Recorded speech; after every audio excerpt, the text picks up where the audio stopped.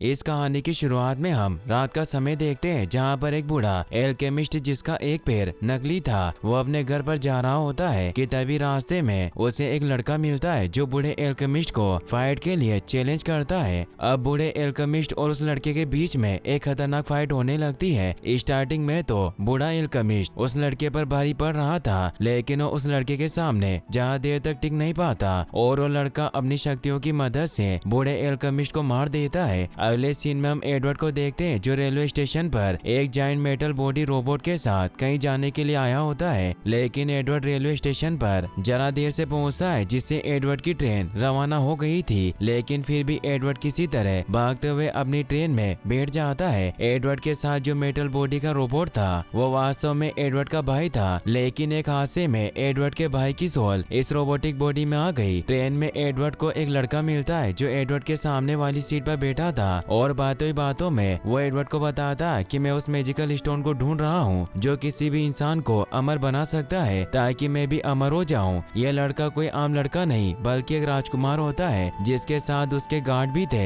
राजकुमार की बात सुनकर एडवर्ड कुछ नहीं बोलता क्योंकि वो भी उसी मैजिकल स्टोन की तलाश में था ताकि उस स्टोन की मदद से वो अपने भाई की बॉडी उसे वापस लौटा सके। अब रास्ते में ट्रेन के अंदर चोर आ जाते हैं जिनके पास गन थी और वो ट्रेन में सवार यात्रियों को लूटना चाहते थे। चोरों को देखकर राजकुमार के गार्ड्स उनसे लड़ने लगते हैं, जिसके बाद एडवर्ड भी अपने भाई के साथ मिलकर उन चोरों को रोकने की कोशिश करता है और वो लड़ते लड़ते ट्रेन के ऊपर आ जाता है। ट्रेन के ऊपर फाइट के दौरान ट्रेन के अंदर एक जोरदार ब्लास्ट होता है जिससे एडवर्ड नीचे गिरने लगता है, लेकिन इससे पहले कि वो ट्रेन से नीचे गिरता एक लड़का एडवर्ड का हाथ पकड़ लेता है जिससे एडवर्ड की जान बच जाती है। अब इससे पहले कि एडवर्ड को समझ पाता उस लड़के का चेहरा बदल जाता है, यानी कि वो कोई नॉर्मल इंसान नहीं है। वो लड़का एडवर्ड को ऊपर खींच लेता है। अब यहाँ पर राजकुमार भी अपने गार्ड्स के साथ आ जाता है और राजकुमार के गार्ड उस लड़के को चोर समझकर उस पर हमला कर देते हैं जिसने एडवर्ड की जान बचाई थी, लेकिन गार्ड्स के हमले से उस लड़के को कोई भी फर्क नहीं पड़ता है क्योंकि वो काफी ज्यादा पावरफुल था। एडवर्ड राजकुमार को बताता है कि इससे तुम्हारे वार से कोई फर्क नहीं पड़ेगा क्योंकि अमर है। एडवर्ड की बात सुनकर राजकुमार खुश हो जाता है क्योंकि वो भी उस लड़के की तरह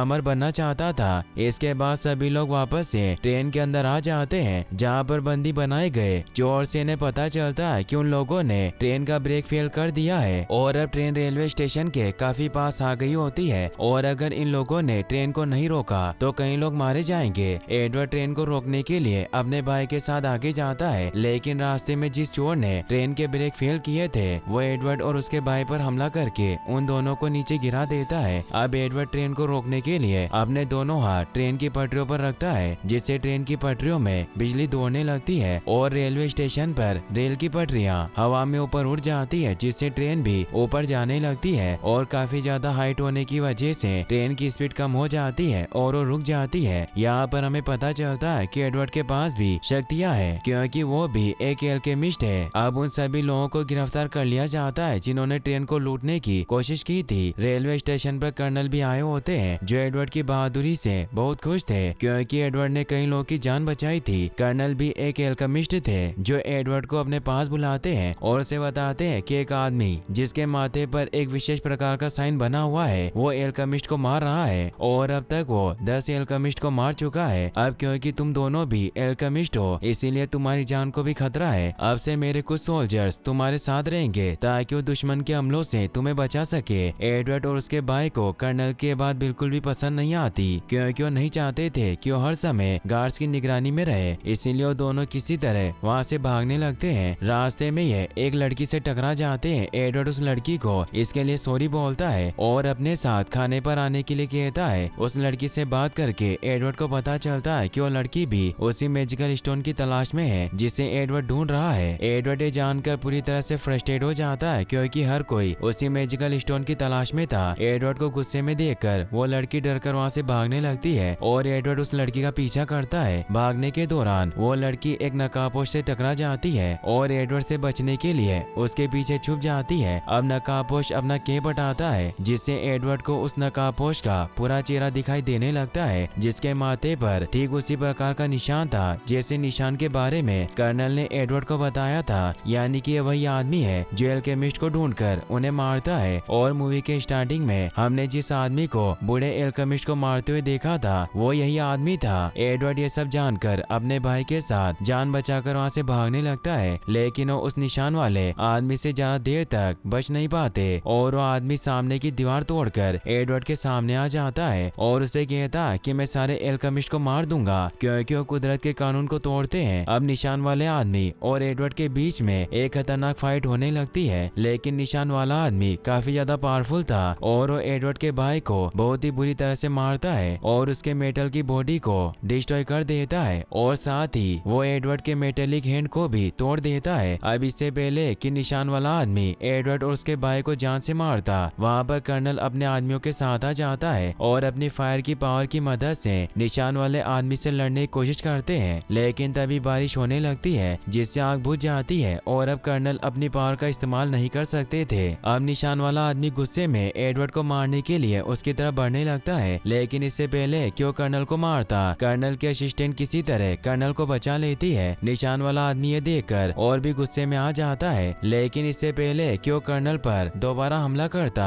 वहाँ पर एक और एल्केमिस्ट आ जाता है जो काफी ज्यादा पावरफुल था और वो निशान वाले आदमी को अच्छा खासा टक्कर देता है। निशान वाला आदमी इस बात को समझ जाता है कि अब यहाँ से निकलने में ही भलाई है, क्योंकि वहाँ पर बहुत से एल्केमिस्ट इकट्ठा हो गए थे जिन सब का वो एक साथ सामना नहीं कर सकता था। इसीलिए निशान वाला आदमी जमीन में गड्ढा करके वहाँ से निकल जाता है। अब एडवर्ड का भाई खुद को छोड़कर उसे वहाँ से जाने के लिए कहता है क्योंकि अब उसकी जान को खतरा था, लेकिन एडवर्ड अपने भाई को इस साल में छोड़कर जाने के लिए राजी नहीं होता। अगले सीन में हम कर्नल को देखते हैं जो सभी को बताते हैं कि माँ के निशान वाला आदमी जिस शहर से आया है उस शहर और हमारे शहर के बीच एक पुरानी दुश्मनी है और वो नहीं चाहते कि हम एल्केमिस्ट अपनी पावर का यूज करके ईश्वर के द्वारा बनाई गई चीजों के साथ छेड़छाड़ करें। दरअसल हमारे शहर और उनके शहर के बीच की दुश्मनी सदियों से चली आ रही है, लेकिन आज से कुछ साल पहले जब एक एल्केमिस्ट ने गलती से उनके शहर के एक बच्चे को मार दिया तो दुश्मनी और भी बढ़ गई। एक दिन हमारे लोगों को पता चला कि वो हमारे शहर पर हमला करने वाले हैं, लेकिन इससे पहले कि हम पर हमला करते हम लोगों ने उनकी सिटी पर हमला कर दिया और अपनी पावर का यूज करके सभी लोगों को मार दिया। लेकिन निशान वाला आदमी किसी तरह उस हमले में बच गया और अब वो हमसे अपने लोगों की मौत का बदला लेना चाहता है। अगले सीन में हम एडवर्ड को देखते हैं जो अपनी दोस्त विन के घर पर आ जाता है। विन एडवर्ड से मिलकर बहुत खुश होती है और जब उसे पता चलता है कि एडवर्ड का मेटेलिक हैंड अब उसके पास नहीं है तो वो पूरी तरह से हैरान होती है और एडवर्ड के लिए वो फिर से एक मेटेलिक हैंड बनाती है। अगले दिन एडवर्ड फ्लावर्स लेकर अपनी मोम की कब्र के पास जाता है जहाँ पर वो देखता है कि उसके डेड पहले से ही वहाँ पर मौजूद है। एडवर्ड अपने डेड को देखकर गुस्से में आ जाता है क्योंकि जब एडवर्ड छोटा था तब उसके डेड उसे और उसकी मोम को अकेला छोड़कर चले गए थे और तब से एडवर्ड अपने डेड से नफरत करता है। इसके बाद एडवर्ड वापस से अपनी मोम विन के पास आ जाता है जहाँ पर विन के घर में काम करने वाली मेड से उसे पता चलता है कि वहाँ पर जल्दी युद्ध होने वाला है और अगर एडवर्ड रेगिस्तान में एक जगह पर जाएगा तो उसे वहाँ पर कुछ पावरफुल वेपन और हथियार मिल सकते हैं। मेड की बात सुनकर एडवर्ड उस जगह की तरफ निकल पड़ता है। रेगिस्तान के बिल्कुल बीच में मौजूद उस जगह पर पहुँचने पर एडवर्ड के ऊपर कुछ लोग हमला कर देते हैं, लेकिन तभी वहाँ पर एक लेडी आ जाती है जो सभी लोगों को एडवर्ड पर हमला करने से रोक देती है। अगले सीन में हम उस आदमी को देखते हैं जिसके माथे पर निशान था। निशान वाला आदमी इस समय घायल होता है और वो लड़की जो एडवर्ड से टकराई थी और जिसे अमर बनाने वाले मैजिकल स्टोन की तलाश थी वो उस आदमी का इलाज करती है। निशान वाले आदमी का मास्टर उससे मिलने आता है जो निशान वाले आदमी को समझाता है कि अब तुम एल्केमिस्ट को मारना बंद कर दो क्योंकि कब तक तुम ऐसा करते रहोगे और कितने लोगों को मारोगे। लेकिन निशान वाला आदमी अपने मास्टर की बातों पर ज्यादा ध्यान नहीं देता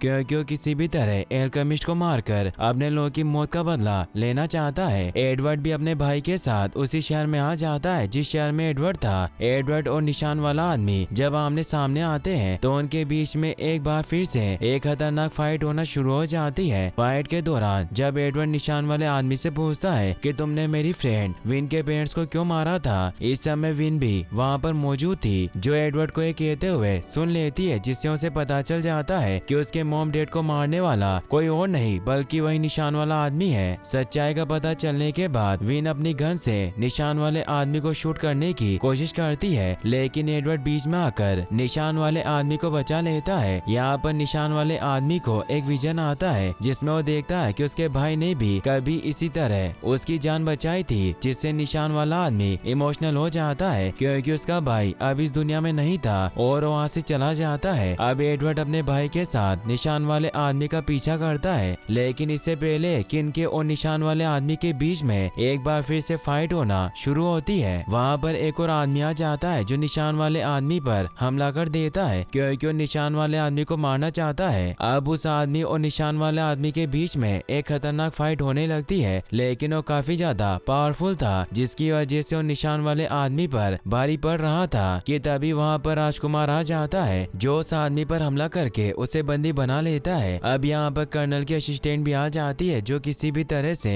निशान वाले आदमी को पकड़ना चाहती है क्योंकि उससे सारे एल्केमिस्ट को खतरा होता है, जिसकी वजह से वो निशान वाले आदमी के पैर पर गोली मार देती है। अगले सीन में हम राजकुमार को कर्नल के साथ देखते हैं जहाँ पर राजकुमार कर्नल को बताता है कि जिस प्रकार इस आदमी की आंखों पर निशान है ठीक उसी प्रकार हमारे कर्नल की आंखों पर भी निशान है। इसका मतलब कहीं हमारे प्रेसिडेंट भी इन सब में शामिल ना हो। इसके बाद हम प्रेसिडेंट को देखते हैं जो एक आदमी से कहते हैं कि अब हम कर्नल की मदद से उस जगह को बड़ी आसानी से खोल सकते हैं। अगले सीन में हम कर्नल को देखते हैं जो उस निशान वाले आदमी के बारे में सभी को बताते हैं जो सारे एल्केमिस्ट को मारना चाहता है। कर्नल बताते हैं कि जब हम लोगों ने उसके शहर पर हमला किया तो फाइट के दौरान निशान वाला आदमी पूरी तरह से घायल हो गया था और उसका एक हाथ भी कट गया था, लेकिन उसके भाई ने अपनी जान देकर निशान वाले आदमी को बचा लिया था और उसका कटा हुआ हाथ भी वापस से ठीक हो गया था। यही कारण है कि अब वो अपने लोगों और भाई की मौत का बदला लेने के लिए सारे एल्केमिस्ट को मारना चाहता है। अगले सीन में हम निशान वाले आदमी को देखते हैं जो गोली लगने से घायल था, लेकिन एडवर्ड से टकराने वाली लड़की अपनी पावर्स की मदद से निशान वाले आदमी के जख्मों को भरकर उसे ठीक कर देती है। एडवर्ड अपने भाई के साथ मिलकर उस लड़की का पीछा करता है और जल्द ही वो उस जगह पर पहुंच जाते हैं जहां पर निशान वाला आदमी छुपकर रह रहा था।